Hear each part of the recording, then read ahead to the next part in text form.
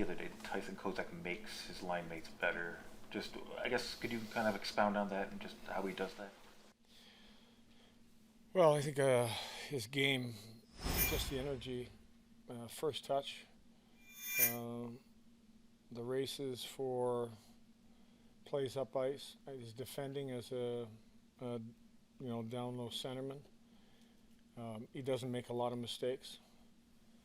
So I think when you're looking at that fourth line role, the speed he's brought and the number of puck battles he's engaged and wins.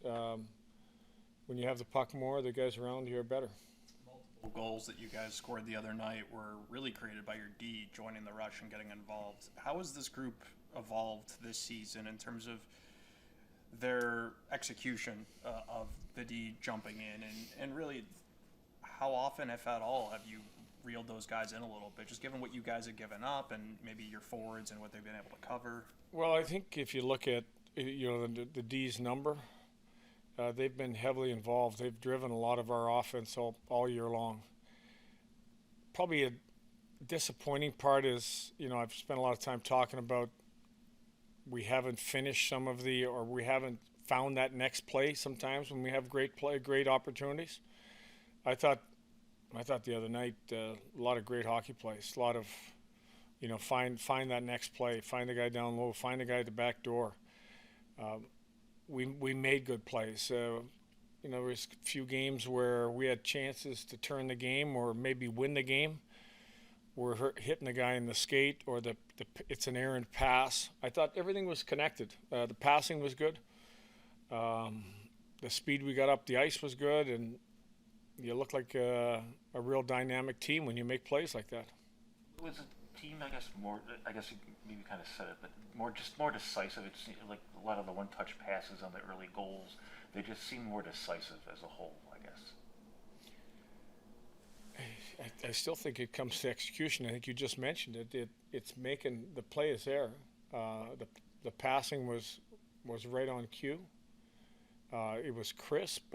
Everything was decisive. You look at our early drill today. Again, we weren't driving. The middle guy wasn't driving him far enough back, so the lanes weren't open.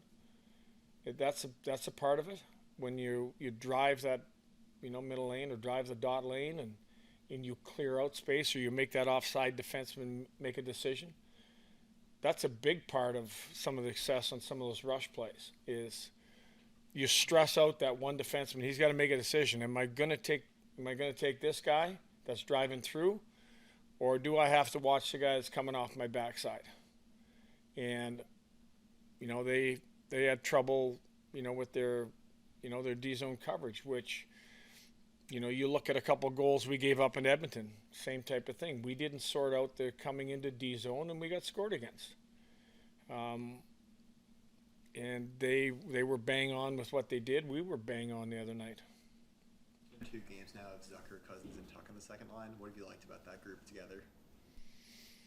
It just seems they've got some chemistry. I mean, all of a sudden with McLeod coming back in and Zuck's coming back in and Cooley playing the way it is, the lines have, I think have sorted themselves out. I think that line, you look at the Edmonton game, gave us a nice goal. They're in on some good opportunities. I think it's a line that can create offense and at the same time be a really tough line to play against. The work of the second power play unit, the first unit gets most of that work when it's time for power play, but the second unit has struggled. Is there something that you need to get more from them to get them going? I don't know if maybe they haven't scored. There's times where that unit looks really good, has gone out there and has done a better job than our first unit has with getting the puck in the zone, entries, getting the puck to net, but hasn't scored. I would say, finish. I think there's a couple, you look at right at the end in Edmonton, Kulich scored. It's not a power play goal, but that's the second unit. Did a real nice job. A couple times in Calgary, I thought they did a lot better job than our first unit, but didn't finish. And I think that's kind of the league the way it is. Second unit, a lot of times teams with big power play numbers, it's usually driven by by your main power play unit, and that secondary unit can kick in some goals for you. He's on a pace to get you 26 goals, but yet he doesn't have a power play goal. Is that almost shocking? Yeah, I think it is, because he is one guy that has had some good opportunities, has been, bounced a little bit around between, the first unit and the second unit. That second unit typically gets, between 50 seconds and a minute. And there has been some good opportunities for him to finish. And you got to think that sooner or later, one is going to go in. I mean, if you can score shorthanded, you should be able to score, 5-on-4. You've known Rob Gray as a player, a broadcaster, a fisherman. I mean, everything. I mean, what do you think of when you think of Rob Gray?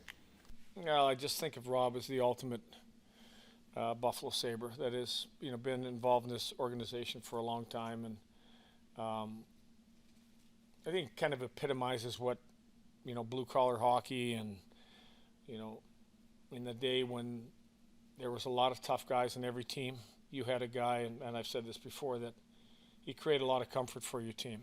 So great teammate. I think post-career he's been probably an even better representation of what it's like to be a Buffalo Sabre, being involved and like a do-all guy to help the team out from his broadcasting. And, you see him take the odd puck in between the glass there, and, doesn't miss any time. It tells you how tough he is. He even claimed that a puck in the face knocked me out, but one to face him, he kept broadcasting. So, but I don't know if there's enough you can say about, what he's done since he got here and his post career for the team and in the community.